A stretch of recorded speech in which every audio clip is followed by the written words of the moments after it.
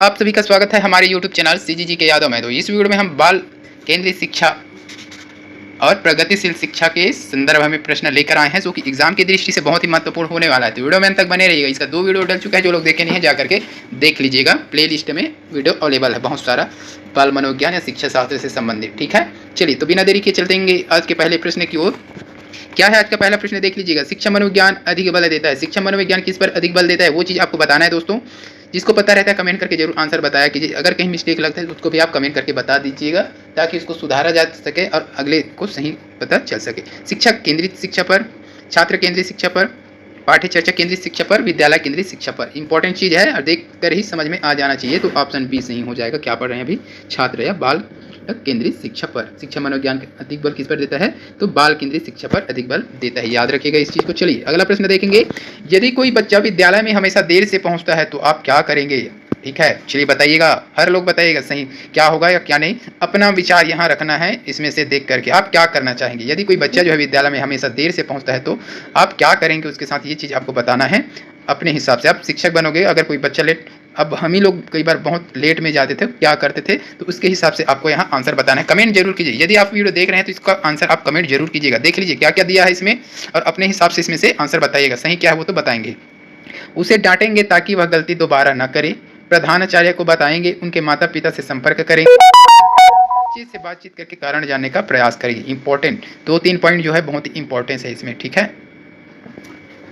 तो पहला पॉइंट तो सिरे से खारिज कर देंगे सभी लोग, है ना। चलिए बताइएगा। प्राचार्य को बताएंगे क्या, ये भी एक हिसाब से खत्म हो जाए। उसके माता पिता से संपर्क करेंगे, बच्चे से बातचीत करके कारण जानने का प्रयास करेंगे। इंपॉर्टेंट है, ये दोनों चीज़ इंपॉर्टेंट है। वैसे ज़्यादा अगर इफेक्टिव की बात करें तो डी लग रहा है, लेकिन उसके माता पिता से संपर्क करेंगे क्या, ये भी हो सकता है। तो आप अपना राय बताइएगा। ठीक है, अब चारों में से आप अपना राय बता लीजिए, आप क्या करेंगे वो चीज़ बताना है आपको यहाँ पर।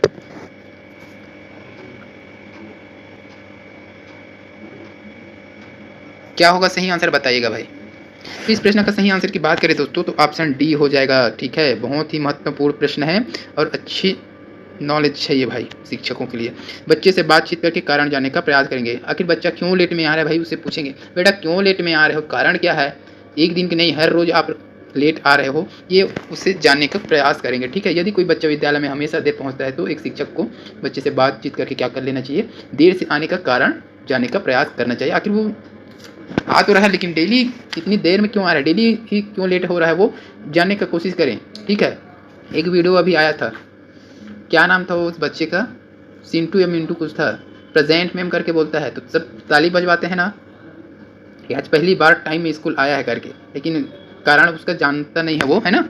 मैम जो होती है वो उसका कारण नहीं जानते, आखिर ये लेट में क्यों आता है, ये चीज़ जानने का प्रयास नहीं की और ना ही जाने। लेकिन उसको एक दिन बोला गया, ठीक है, लेकिन वो असली कारण क्या था कि वो अपने दादू जो होते थे उसको खाना पिलाना नहलाना जो भी काम उसी का कार्य करके फिर वो आता था। ठीक है, लेकिन वो बच्चा का मजबूरी था। ठीक है, उसे शिक्षक जो है जानने की कोशिश नहीं की। ठीक है, तो उसी प्रकार से यहाँ पर बताया गया भाई। तो बच्चे से जान लो आखिर कारण क्या है, बिना जाने उसको डांटना नहीं है, प्राचार्य को नहीं बताना है, उसके माता पिता से संपर्क करके ये भी नहीं करना है कि आपका बच्चा लेट में आता है, ये शिकायत टाइप से हो जाएगा। ठीक है, तो बच्चे से ही एक बार क्या करना है, आपको बातचीत करके जानने का कोशिश करना है कि बेटा आप क्यों लेट में आते हो, क्या कारण है, ये चीज़ आपको जानना जरूरी है। तो लगभग वो वीडियो वायरल वीडियो है, सभी लोग देखे होंगे। ठीक है ना, ताली बजाते कि आज पहली बार टाइम में आया है करके, लेकिन वो मजबूरी था उसका हंसी उड़ाते हैं कि आज पहली बार टाइम में आया है करके। ठीक है, लेकिन वो मजबूर था बेचारा, इसलिए लेट में आता है। ठीक है, तो वीडियो अच्छा लगा मेरे को, उसी को यहाँ पर देखा तो याद आ गया भाई। तो बच्चे से बातचीत करके कारण जाने। ठीक है, चलिए अगला प्रश्न देखेंगे। बालक केंद्रीय शिक्षा के अंतर्गत क्या सम्मिलित नहीं है, जो बालक केंद्रीय शिक्षा है उसके अंतर्गत क्या सम्मिलित नहीं है, इसमें से जो दिया है उसमें से क्या सम्मिलित नहीं है बाल केंद्रीय शिक्षा के अंतर्गत। गृह कार्य प्रदान करना, बालक को प्रश्न पूछने के लिए प्रेरित करना, बालक के अनुभव को प्राथमिकता प्रदान करना, बालक की सृजनात्मकता को बढ़ावा देना, क्या सम्मिलित नहीं है पूछा गया है।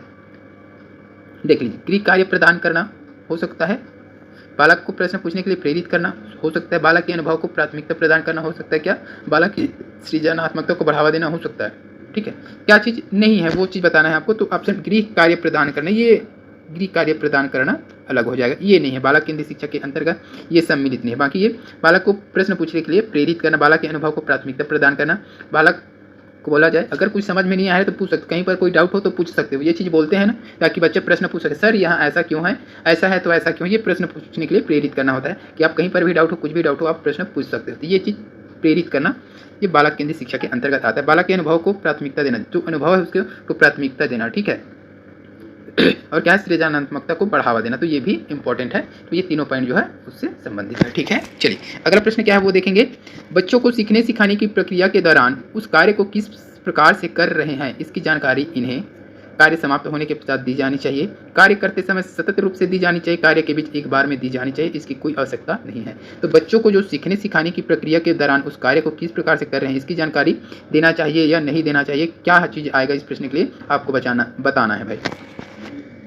क्या होगा देखिए, कार्य समाप्त होने के पश्चात जानकारी दी जानी चाहिए, क्या चीज़ का, सीखने सिखाने की प्रक्रिया के दौरान वे उस कार्य को किस प्रकार से कर रहे हैं,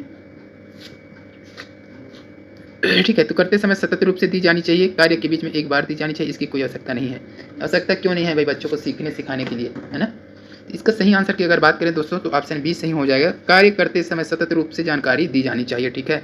बच्चों को सीखने सिखाने की प्रक्रिया के दौरान, बच्चा कोई सीख रहा है या सिखा रहा है, उस प्रक्रिया के दौरान आपको क्या करना है, सतत रूप से जानकारी देना कि वे उस कार्य को किस प्रकार से कर रहे हैं, ठीक है। तो बीच में ही आपको बता देना है वो चीज़, भाई ऐसे करना है, ऐसे क्यों कर रहे हो, है ना। चलिए अगला प्रश्न क्या चीज़ है देखेंगे। कक्षा में बैठक व्यवस्था कैसी होनी चाहिए। बैठक जो व्यवस्था होता है वो कैसी होनी चाहिए। कक्षा में कराई जा रही गतिविधियों के अनुरूप रोज एक जैसी होनी चाहिए, एक ही लाइन में बच्चों को बैठना चाहिए, इस प्रकार हो कि वे एक दूसरे से बातचीत न कर सके। देख लीजिए भाई, पेपर में एक दूसरे से बातचीत न कर सके होता है ना। इस प्रश्न के लिए सही आंसर क्या होगा बताइएगा। तो कक्षा में कराई जा रही गतिविधियों के अनुरूप, तो कक्षा में कौन सी गतिविधि कराई जा रही है उसके हिसाब से कक्षक बैठक की व्यवस्था होनी चाहिए। तो ऑप्शन ए सही हो जाएगा। क्या चीज़ कराने वाले हैं, क्या चीज़ सिखाने वाले हैं, उसके हिसाब से कक्षा की जो बैठक होती है वो व्यवस्था होनी चाहिए, ठीक है। रोज़ एक जैसी होनी नहीं, हर दिन कुछ अलग हो रहा है तो उसके हिसाब से अलग अलग। कभी कोई पीछे गधा आदमी बैठा उसे सामने लाकर बैठा दो ज़रूरत के हिसाब से, ताकि वो अच्छे से वो कर सके, उस पर फोकस कर सके, लगे कि हम भी सामने में बैठते हैं। ये सब चीज़ बताया गया है यहाँ पर। चलिए अगला प्रश्न देख लेते हैं। वर्तमान समय में शिक्षक की भूमिका है ज्ञान देने वाला, सुगमकर्ता की, मित्र की, प्रबंधक की। इंपॉर्टेंट चीज़ है। तो वर्तमान में शिक्षक की भूमिका क्या है। शिक्षक गुरु क्या करता है, गुरु मार्ग देता है, सुगम सरलता से बताता है ना। कोई चीज़ हमें समझ में नहीं आता, कठिन है, उसको क्या करता है, वो सुगम करता है। तो ऑप्शन बी सही हो जाएगा इस प्रश्न के लिए, याद रखिएगा ऑप्शन बी। सुगमकर्ता की भूमिका है शिक्षक की, जो है सुगम बनाता है हमारे जीवन में, या कुछ भी चीज़ है उसको सरल करता है वो, ठीक है, उसी के लिए है। चलिए अगला प्रश्न क्या है। लता जानती है कि पीले और नीले, छोड़ दो इसको यार, ये प्रश्न देख लेते हैं।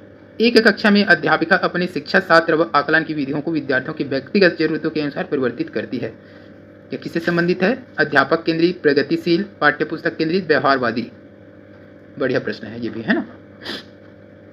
तो एक कक्षा में अध्यापक का जो होती है वो अपनी शिक्षा शास्त्र व आकलन की विधियों को क्या करता है, विद्यार्थियों के व्यक्तिगत जरूरतों के अनुसार परिवर्तित करता है।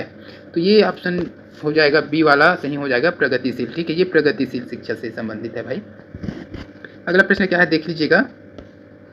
आपको लगता है कि आपकी कक्षा में कुछ बच्चे बहुत तेज गति से सीख रहे हैं, ठीक है, और कुछ धीमे गति से सीख रहे हैं, इस परिस्थितियों में आप क्या करेंगे। ये मस्त प्रश्न है आप लोगों के लिए। आप टीचर बनने जा रहे हैं तो ये चीज़ जानना जरूरी है, और आपको पता भी होगा, आप इतना जानकारी रखते ही होंगे, ठीक है। तो तेज गति से सीखने वाले बच्चों को आगे बढ़ने देंगे, धीमी गति से सीखने वाले बच्चों पर कोई ध्यान नहीं देंगे, इस बात पर कोई ध्यान नहीं देंगे। तेज गति से सीखने वाले बच्चों की सहायता धीमी गति से सीखने वाले बच्चों को सीखने हेतु, बच्चों को सिखाने हेतु देंगे।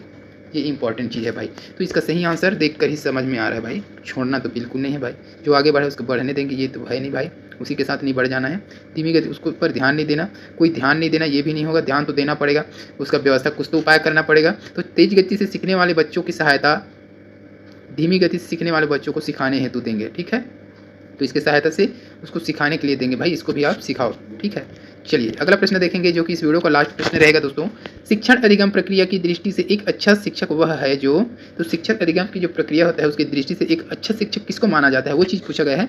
कक्षा में बातचीत रोकने में सफल हो जाता है, बातें करने वाले को दंडित करता है, उदासीन है, जो सोचता है कि बातचीत को सीखने के संसाधन के रूप में उपयोग किया जा सकता है। बढ़िया प्रश्न है ना। क्या हो जाएगा, लगभग सभी का कमेंट बॉक्स में आंसर आना चाहिए। सही आंसर क्या होगा इसका।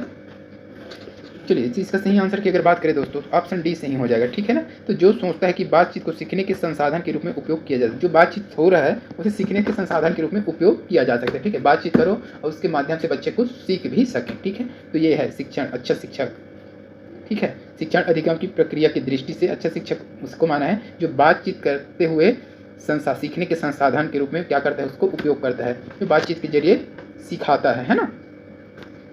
चलिए तो आज की इस वीडियो में बस इतना ही दोस्तों। वीडियो अच्छी लगी तो वीडियो को लाइक कर दीजिएगा, शेयर कर दीजिएगा, चैनल में नए हैं तो चैनल को सब्सक्राइब भी करिएगा। जल्द मिलते हैं अगले वीडियो के साथ, तब तक के लिए वंदे मातरम, जय हिंद।